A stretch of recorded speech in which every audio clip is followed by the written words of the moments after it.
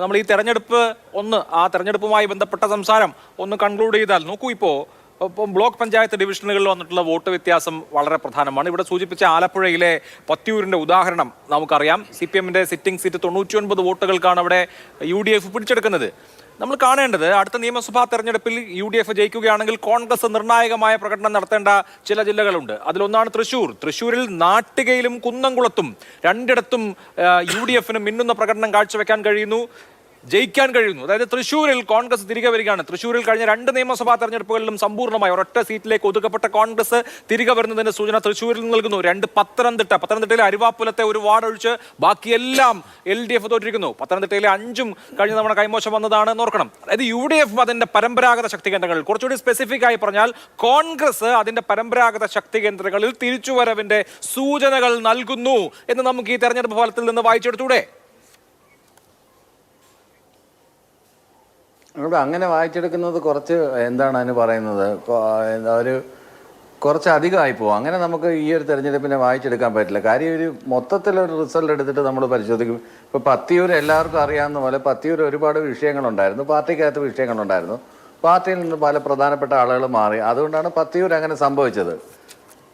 അതാണ് പത്തിയൂരിന്റെ യഥാർത്ഥത്തിലുള്ള പ്രശ്നം. ഇപ്പൊ കണ്ണൂർ വിഷയങ്ങൾ നടക്കുന്നില്ല, കോൺഗ്രസിനകത്ത് വിഷയങ്ങൾ നടക്കുന്നില്ല. രാഘവനെതിരെയുള്ളത് അവിടെ ആളല്ല എന്നാണ് പാർട്ടി പറഞ്ഞുകൊണ്ടിരുന്നത്. എന്ന് മാത്രമല്ല, ഒന്ന് പോയി തന്നല്ലോ എന്ന് പറഞ്ഞ ലഡു വിതരണം ചെയ്യുന്ന CPM പ്രവർത്തകരെയാണ് നമ്മൾ അവിടെ കണ്ടത്. പോയി, അതുകൊണ്ട് ഞങ്ങൾ രക്ഷപ്പെട്ടു എന്നാണ് പറഞ്ഞത്. ഇതുവരെ പ്രധാനപ്പെട്ട ആളാണെന്ന് ഇപ്പൊ താങ്കൾ പറയാണ്. അല്ല, പ്രധാനപ്പെട്ട ആളെന്നല്ല ഞാൻ പറഞ്ഞത്.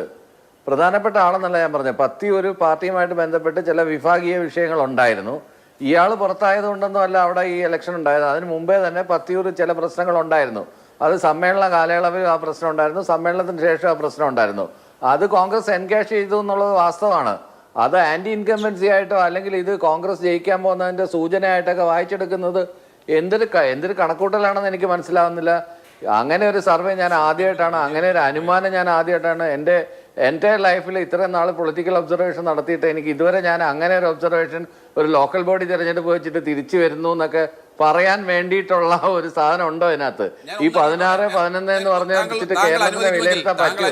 പിന്നെ ഈ പറഞ്ഞ കണക്ക് ഒറ്റ വാചകം താങ്കൾ അനുവദിക്കുമെങ്കിൽ, അവിടെ CPM-ന്റെ ഉന്നതരായ നേതാവ്, നിങ്ങളുടെ ഉന്നതനല്ലെങ്കിലും അദ്ദേഹം DYFI ഒക്കെ നേതാവായിരുന്നു, സെൻട്രൽ മെമ്പറായിരുന്നു, അദ്ദേഹം ജില്ലാ പഞ്ചായത്ത് അംഗമായിരുന്നു, ജില്ലാ പഞ്ചായത്ത് വൈസ് പ്രസിഡന്റായിരുന്നു. ഏതായാലും അദ്ദേഹം BJP-യിലേക്ക് പോയി.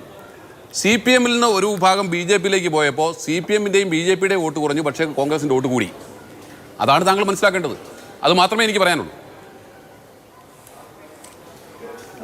അത് മാത്രമല്ല, അവിടെ പ്രാദേശികമായ ചില ജാതി ഇക്വേഷൻസ് വർക്കൗട്ട് ആയിട്ടുണ്ട്. അത് സൂക്ഷ്മമായിട്ട് പത്തിയൂർ കാല എന്ന് പറയുന്ന സ്ഥലം എനിക്ക് കൃത്യമായിട്ട് അറിയാവുന്നത് കൊണ്ടും അവിടെ എൻ്റെ ധാരാളം ബന്ധുക്കൾ താമസിക്കുന്ന സ്ഥലമായതുകൊണ്ടും അവിടെ കുറേ ജാതി സമവാക്യങ്ങളിൽ വ്യത്യാസങ്ങൾ വന്നിട്ടുണ്ട്. നേരത്തെ തന്നെ അങ്ങനെ ഒരു മൂവ്മെന്റ് അവിടെ നടക്കുന്നുണ്ട്. അത് ഇപ്പോഴല്ല, പാർട്ടി അറിയുന്നതിന് മുമ്പിൽ എനിക്ക് തന്നെ എൻ്റെ കുടുംബങ്ങളിലുള്ള പല ആളുകളുമായിട്ട് ബന്ധപ്പെട്ട് സംസാരിക്കുമ്പോഴും പല ചടങ്ങുകളിൽ പങ്കെടുക്കുമ്പോഴും ഈ ഒരു ട്രെൻഡ് അവിടുത്തെ ഉത്സവങ്ങളുമായിട്ടൊക്കെ ബന്ധപ്പെട്ടിട്ട് ഇങ്ങനെ ഒരു ചേരിതിരിവുള്ളതായിട്ട് ഞാൻ നേരത്തെ ഇത് കണ്ടെത്തിയിട്ടുള്ള ഒരു കാര്യമാണ്, എനിക്ക് മനസ്സിലാക്കാൻ കഴിഞ്ഞിട്ടുള്ളൊരു കാര്യമാണ്. അതുകൊണ്ടാണ് ഞാൻ പത്തിയൂരിൻ്റെ കാര്യം എടുത്തു പറഞ്ഞത്. ആ ഒരു ബെൽറ്റ് എന്ന് പറയുന്നത് പത്തിയൂരിൽ നിന്ന് കയറി ഭഗവതിപ്പടി വഴി വരുന്ന ആ ഒരു സ്ഥലം എന്ന് പറയുന്നത് ഇച്ചിരി കോംപ്ലിക്കേറ്റഡ് ആയിട്ടുള്ള ഒരുപാട് ക്ഷേത്ര നഗരിയാണ്. ഒരുപാട് ക്ഷേത്രങ്ങളുള്ള ഒരു സ്ഥലമാണ്. അതുമായിട്ട് ബന്ധപ്പെട്ടിട്ട് ചില കുടുംബ വഴക്കുകൾ, ചില കുടുംബ സമിതികൾ, ഇവർ തമ്മിലുള്ള തർക്ക വിതർക്കങ്ങൾ, ഇതിനകത്ത് ആളുകൾ എടുക്കുന്ന സ്റ്റാൻഡ്, ഇങ്ങനെയൊക്കെയുള്ള കാര്യങ്ങളാണ് അവിടെ വർക്കൗട്ടായിരിക്കുന്നത്. അല്ലാതെ കോൺഗ്രസിന് അനുകൂലമായ ആളുകൾ വോട്ട് ചെയ്തതെന്നൊന്നും ആ ഒരു വിഷയത്തിന് നമുക്ക് വായിച്ചെടുക്കാൻ കഴിയുകയില്ല. അത് വേറെ ഒരു വിഷയമാണ്. അത് സെപ്പറേറ്റ് ആയിട്ട് ചർച്ച ചെയ്യുന്നത്. അത് വേണമെങ്കിൽ ഒരു ചർച്ച തന്നെ നടത്താൻ പറ്റുന്ന ഒരു വിഷയമാണ് അവിടെ നടന്ന പ്രതിഭാസം എന്താണെന്നുള്ളത്. പിന്നെ പ്രധാനമായിട്ടും ഈ ഒരു ഇന്നത്തെ ഈ കണക്ക് വെച്ച് നോക്കുമ്പോഴത്തേക്ക് 8 സീറ്റ് എന്നൊക്കെ പറയുന്നത് ഇപ്പോഴത്തെ സ്റ്റേറ്റ് ഇലക്ഷൻ കമ്മീഷന്റെ എൻ്റെ കയ്യിൽ ഇരിപ്പുണ്ട്. അതിനകത്ത് UDF-ന് 16, LDF-ന് 11, NDA 3, അതേഴ്സ് 1. ഈ ഒരു കണക്കാണ് കാണിക്കുന്നത്. ഈ ഒരു കണക്കിനകത്ത് 5 സീറ്റാണ് ആകെപ്പാടെ നഷ്ടപ്പെട്ടു പോയത്. ഈ 5 സീറ്റിൽ 1 സീറ്റാണ് UDF-ന് കൂടിയിട്ടുള്ളത്. അതിനകത്ത് എങ്ങനെയാണ് ഈ 16 സീറ്റ് എങ്ങനെയാണ് ഈ ഇത്രയും പിടിച്ചെടുത്തതെന്നൊക്കെ പറയുന്നത്? എങ്ങനെ അവകാശവാദം ഉന്നയിക്കാൻ പറ്റും? ഈ കണക്കുകളൊന്നും ഇതുമായിട്ട് ഒത്തുചേർന്ന് വരുന്നില്ല. അവകാശവാദം കണക്കുകൾ വെച്ചുകൊണ്ട് തന്നെ സംസാരിക്കുന്നത്. കണക്കുകൾ വെച്ചുകൊണ്ട് നിങ്ങൾക്ക് കഴിഞ്ഞ പ്രാവശ്യം എത്ര സീറ്റ് ഉണ്ടായിരുന്നു സഖാവേ? 17. കഴിഞ്ഞ പ്രാവശ്യം LDF-ന് 15, UDF-ന് 13. അതെ, ഇപ്പൊ എത്രയുണ്ട്? UDF 17 നിങ്ങൾക്ക് 11. ഇപ്പൊ 11 17 ഞങ്ങൾക്ക് 11 ആണല്ലോ. അപ്പൊ എത്ര ഞങ്ങളുടെ 2 സീറ്റ് കുറഞ്ഞിട്ടുണ്ട്. അപ്പൊ നിങ്ങളുടെ ഞാൻ ചോദിച്ചത് 13 നിന്ന് നിങ്ങളുടെ സീറ്റ് 11ലേക്ക് എത്തി, ഞങ്ങളുടെ സീറ്റ് 15 നിന്നും 17ലേക്ക് എത്തി. എത്രയാ വ്യത്യാസം? തിരിച്ചാണ് പോയിരിക്കുന്നത്. ഈ 2 സീറ്റിന്റെ വ്യത്യാസമാണ് ഈ പറയുന്നത്. എന്ത് 2 സീറ്റിന്റെ വ്യത്യാസം? എങ്ങോട്ടാ പോയത്? അതായത് നിങ്ങളുടെ സീറ്റ് 13 നിന്നും 11ലേക്ക് പോയി. നിങ്ങളുടെ സീറ്റ് 15 നിന്നും 11ലേക്ക് എത്തി, ഞങ്ങളുടെ സീറ്റ് 13 നിന്നും 17ലേക്ക് എത്തി. എത്രയാ വ്യത്യാസം? 8 സീറ്റിന്റെ വ്യത്യാസം വന്നോ? അങ്ങോട്ടേ അതല്ലോ ആണല്ലോ. 4 സീറ്റ് നിങ്ങൾക്ക് കുറയുകയും 4 സീറ്റ് ഞങ്ങൾക്ക് കൂടുകയും ചെയ്തു. 4 സീറ്റ് ഞങ്ങൾക്ക് കൂടുകയും. അങ്ങനെയാണല്ലോ, ഓരോ പോയി കഴിഞ്ഞാൽ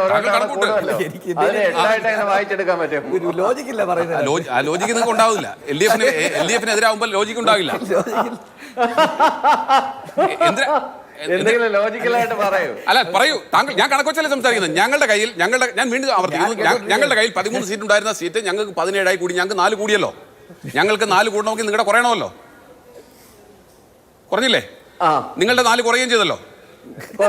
കുറഞ്ഞു. അപ്പൊ എത്ര സീറ്റ് അങ്ങോട്ട് മാറി? ആ 4 സീറ്റ് തന്നെയല്ലേ പറയുന്നത്. അതെ, സമ്മതിച്ചല്ലോ.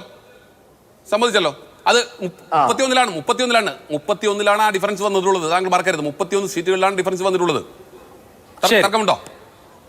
തർക്കമുണ്ടോ? എനിക്ക് മനസ്സിലാവില്ല. എന്തായാലും താങ്കൾക്ക് മനസ്സിലാവില്ല. എനിക്ക് മനസ്സിലായിട്ടില്ല. പിന്നെ ജയരാജ് സാറിന് മനസ്സിലായില്ല. മനസ്സിലാവില്ല. ജയരാജിന് മനസ്സിലായിട്ടൊന്നും അദ്ദേഹം പറയട്ടെ. കണക്ക് 13 17 15 11 4 സീറ്റിന്റെ വ്യത്യാസമുണ്ട്. ഉണ്ടല്ലോ. 4 സീറ്റിന്റെ വ്യത്യാസം വന്നിട്ടുണ്ട്. 4 സീറ്റ് വ്യത്യാസമുണ്ട്. LDF-നേക്കാൾ ഞങ്ങൾക്ക് ഇപ്പൊ 4 സീറ്റ് കൂടിയിട്ടുണ്ടല്ലോ. പ്രാദേശികമായ അത് പറഞ്ഞല്ലോ. LDF-നേക്കാൾ ഞങ്ങൾക്ക് 4 സീറ്റ് കൂടിയിട്ടുണ്ടല്ലോ. എന്തായാലും നിങ്ങൾക്ക് നേരത്തെ 2 സീറ്റ് അധികം ഉണ്ടായിരുന്നല്ലോ. അത് സംബന്ധിച്ചിട്ടുണ്ടല്ലോ. ഞാൻ ചോദിച്ചത് അല്ല, ജോയിന്റ് കൗൺസിലിന്റെ നേതാവിന് മനസ്സിലാകാത്ത ചോദ്യം. എനിക്ക് മനസ്സിലായില്ല. കണക്ക് കൊണ്ട് മനസ്സിലാവുന്നത് 8 സീറ്റ് എന്ന് പറയുമ്പോൾ ഞാനത് ചോദിച്ചത്. ഓരോ കോൺസ്റ്റിറ്റ്യൂൻസിലും കിട്ടി ഓരോ സെഗ്മെന്റിലും വന്നിട്ടുള്ള സീറ്റുകളുടെ റിസൾട്ട് എടുത്ത് താങ്കൾ ഇലക്ഷൻ കമ്മീഷന്റെ റിസൾട്ട് എടുത്ത് നോക്കൂ. താങ്കൾക്ക് അത് ബോധ്യപ്പെടും. അദ്ദേഹം പറഞ്ഞു നമുക്കെല്ലാം അവൈലബിൾ ആയിട്ടുണ്ട്. അതേ ഉൾപ്പെടെ UDF-ന്റേതാണ്. ശരി, ഓക്കെ. 16 17 ശരി, ഓക്കെ.